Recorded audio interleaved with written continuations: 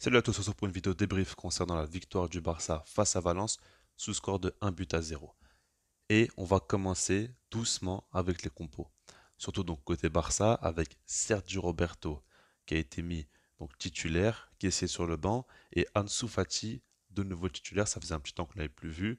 Et voilà, donc par rapport à la compo, on sait très bien qu'il y a beaucoup d'absents. La seule surprise, c'est comme je l'ai dit par rapport à Franck Kessié qui n'a pas été mis d'entrée de jeu. Maintenant, par rapport à ce match, je ne vous cache pas que j'arrive à saturation. Je n'ai plus de patience avec le Barça et je n'en peux plus. Je ne sais pas ce que vous en pensez parce que beaucoup de gens dans les commentaires me disent que il y a les résultats qui sont là, il y a pas mal d'absents, donc il faut essayer de comprendre pourquoi le Barça joue de la sorte. En fait, par rapport au Classico, je vous l'ai dit, je comprends le fait est qu'on ait joué d'une manière totalement différente à nos principes de jeu.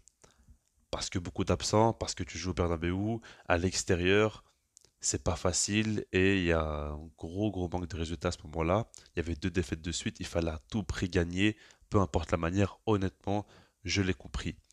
Ça ne m'a pas plu, j'ai pas pris de plaisir en regardant le match, mais j'ai compris et j'ai accepté. Mais là, face à Valence, on est au Camp Nou, devant notre public, devant 89 000 supporters. Le stade était quasiment plein, limite. Face à Valence, qui est en crise depuis un bon petit temps déjà, avec pas mal d'absents, comme notamment par exemple Cavani ou José Gaya, des joueurs très importants pour eux qui n'ont pas pu être là. Et pourtant, il n'y a rien qui est proposé.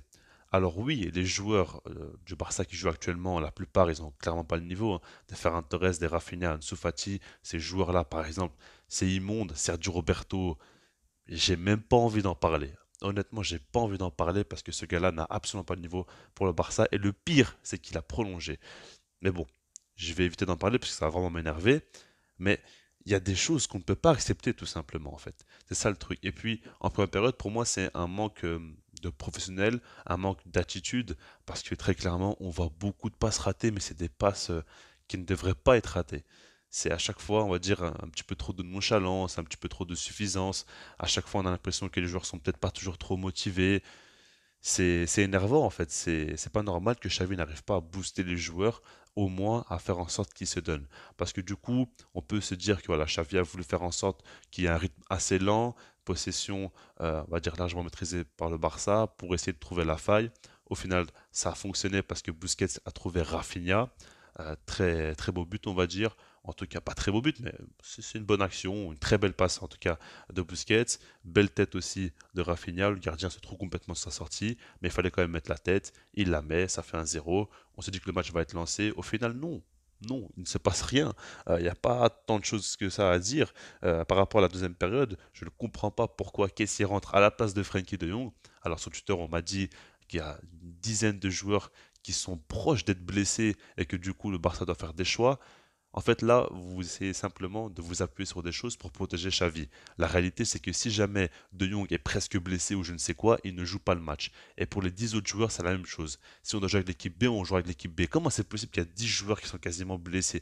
Moi, c'est des choses que je ne comprends pas en fait. C'est Mundo Deportivo qui aurait sorti l'information. Je ne sais pas si c'est vrai ou non. Moi, je viens de le découvrir là, quelques minutes au moment où je fais la vidéo, mais c'est complètement fou, tout simplement.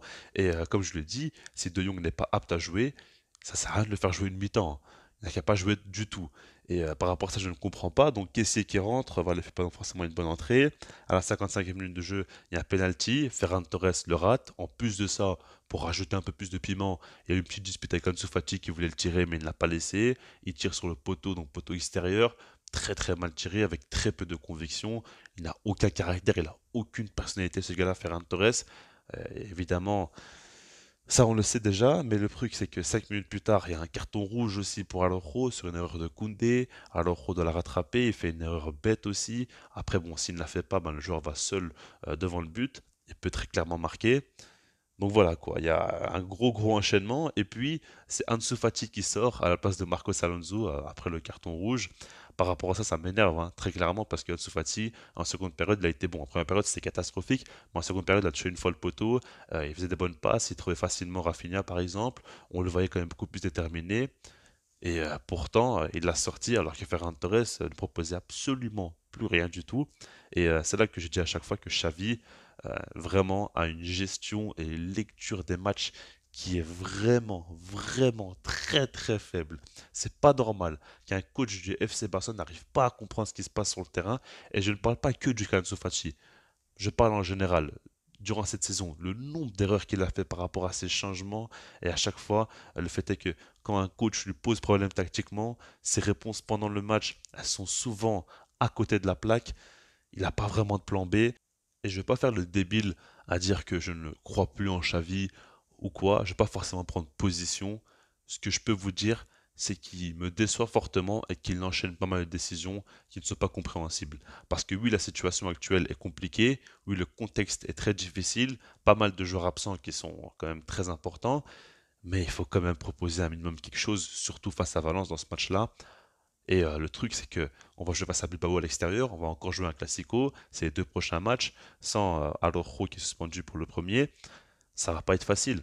Donc voilà, au final, le Barça s'en sort bien avec cette victoire 1-0. Le résultat est là, même si qu'en fin de match, on a quand même pas mal souffert. On verra la suite, comment va se passer, mais je ne vous cache pas que je commence vraiment à en avoir marre. Je laisse là-dessus, puisque moi je me dis, peace.